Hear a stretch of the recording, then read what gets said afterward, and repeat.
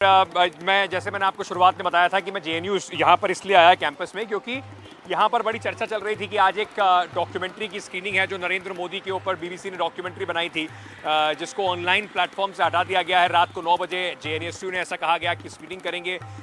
वहाँ पर जो यहाँ का एडमिनिस्ट्रेशन है जेएनयू का, उसने कहा कि देखिए अगर ये होगा तो आपके खिलाफ एक्शन लिया जाएगा और ऐसी कोई स्क्रीनिंग को आप ना करें। उसको लेकर विवाद है।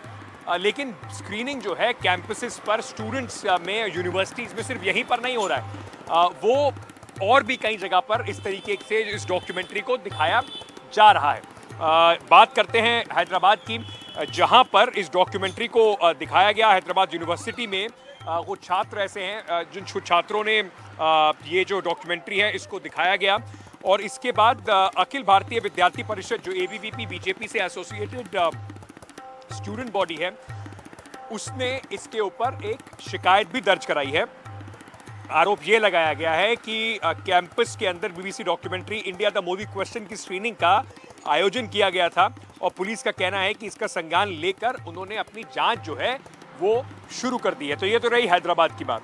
वहीं जेएनयू में जहां पर कहा जा रहा है कि आज रात को 9 बजे इसकी स्क्रीनिंग होगी, उसको लेकर भी कहीं ना कहीं सियासत गरमाई हुई है। जेएनयू आपको पता ही है पिछले कुछ दिनों में इस तरीके से लेफ्ट और एबीवीपी के जो छात्र हैं उनके बीच में काफ़ी विवादों में भी बनी रही है। इसमें क्या बातें कही गई इस डॉक्यूमेंट्री को लेकर, ऐसा कहा गया है कि जेएनयू ने रात को 9 बजे अपने पर्चे बांटे हैं और कहा है कि यहाँ पर कैंपस में स्क्रीनिंग होगी। डॉक्यूमेंट्री पे जेएनयू प्रशासन जो है उसने इवेंट को रद्द कर दिया है और साथ ही साथ ये भी कहा है कि किसी तरह की परमिशन हमारे से नहीं ली गई है ऐसी किसी इवेंट की, और अगर ऐसी कोई इवेंट होती है तो उस पर कठोर कार्रवाई की जाएगी उन छात्रों के खिलाफ जो इस डॉक्यूमेंट्री स्क्रीनिंग को करेंगे। सिर्फ हैदराबाद और दिल्ली की बात नहीं है, केरल में भी जहां पर लेफ्ट पार्टीज की सरकार है वहां पर भी इस डॉक्यूमेंट्री को आज दिखाया गया, उस पर भी विवाद शुरू हुआ।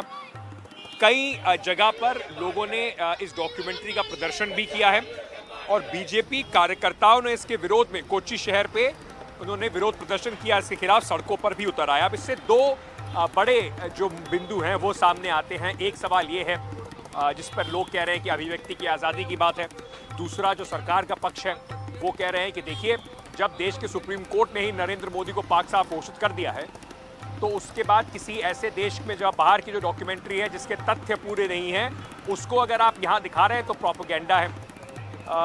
विद्यार्थी जो होते हैं कुल मिलाकर आप देखें तो उनका थोड़ा नेचर होता है रिबेलियन का, लेकिन क्या इस रिबेलियन के पीछे राजनीति है या फिर इस बात को एजर्ट करने की कोशिश है कि आपने इसको बैन किया है इस वजह से हम इसको ज़रूर देख कर रहेंगे।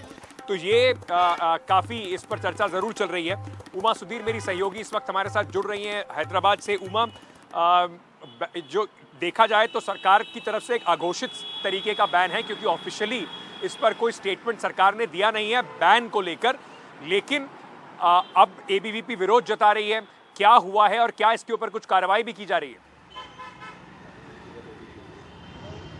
देश भर में ये कंट्रोवर्सी चल रही है। यूनिवर्सिटी ऑफ हैदराबाद ने पहला ऐसा यूनिवर्सिटी है जहां पर ये स्क्रीनिंग हुई थी 21 तारीख को शनिवार के रात को, और यहाँ पे एक स्टूडेंट ग्रुप जो नेशनल स्टूडेंट ग्रुप है फ्रेटर्निटी मूवमेंट, उन्होंने ये स्क्रीनिंग की थी कैंपस के अंदर ओपन एयर में की थी। और हमारे साथ जुड़ रहे हैं कुछ छात्र जो फ्रीडम मूवमेंट से फ्रेटर्निटी मूवमेंट से ही हैं।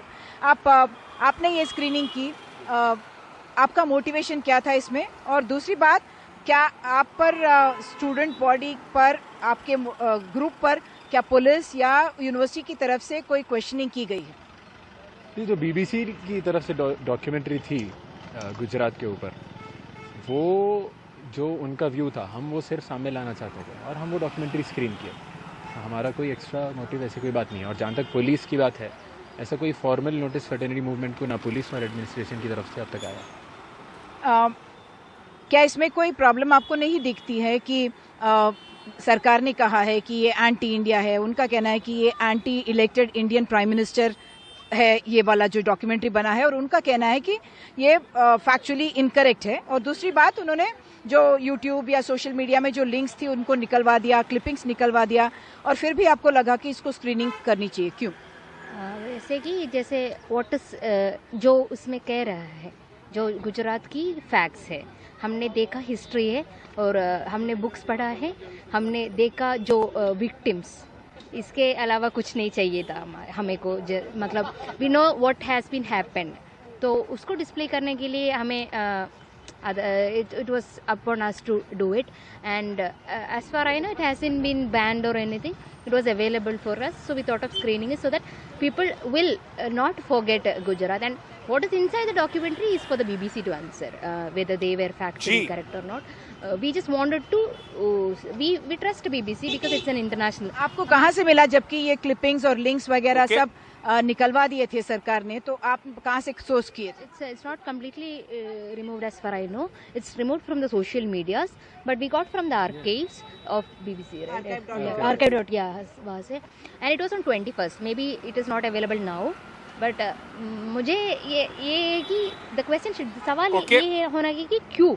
Why are you taking it out of it? Because you are scared. Why are you scared?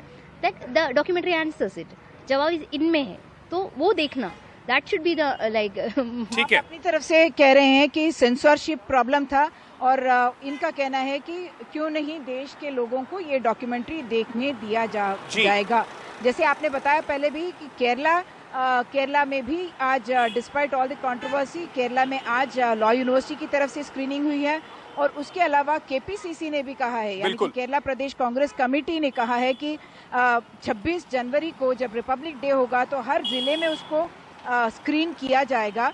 और वहाँ के जो बीजेपी के जो अध्यक्ष हैं ठीक है। सुरेंद्रन, उन्होंने चीफ मिनिस्टर मुख्यमंत्री से अपील की है, ये कहते हुए कि स्क्रीनिंग को नहीं अलाउ करना चाहिए, क्योंकि उनको लगता है कि एंटी इंडिया है, और अगर इसको स्क्रीन किया जाएगा तो एक तरह से कंडोनिंग है, यानी कि माफ किया जा रहा है एंटी इंडिया फोर्सेस से। Back to you. बिल्कुल बिल्कुल, यही ये डिबेट है इस वक्त, और क्या सही तरीका था इस तरीके से बैन करने का इस डॉक्यूमेंट्री को। आपको अगर जिस तरह सरकार कह रही है कि देखिए ये हमारे देश के खिलाफ है, आपका देश आगे बढ़ चुका है। किरण रिजिजू ने कल कहा कि ये कॉलोनियल माइंडसेट, यानी कि जो जिस तरीके से गुलामी की जो विचारधारा है उसको आगे बढ़ाने वाली है ये डॉक्यूमेंट्री है, उसके तहत बनाई गई है। लेकिन हम उससे अगर काफ़ी आगे आ गए हैं तो हमें क्यों इस बात का डर होना चाहिए कि बीबीसी अगर कुछ कह भी देगा तो उससे हमारे देश में इसका कुछ खास फर्क पड़ेगा? प्रधानमंत्री नरेंद्र मोदी की पॉपुलैरिटी पे इसका क्या फर्क पड़ेगा अगर ये इस तरह की कोई डॉक्यूमेंट्री कुछ लोग देख भी लेते हैं?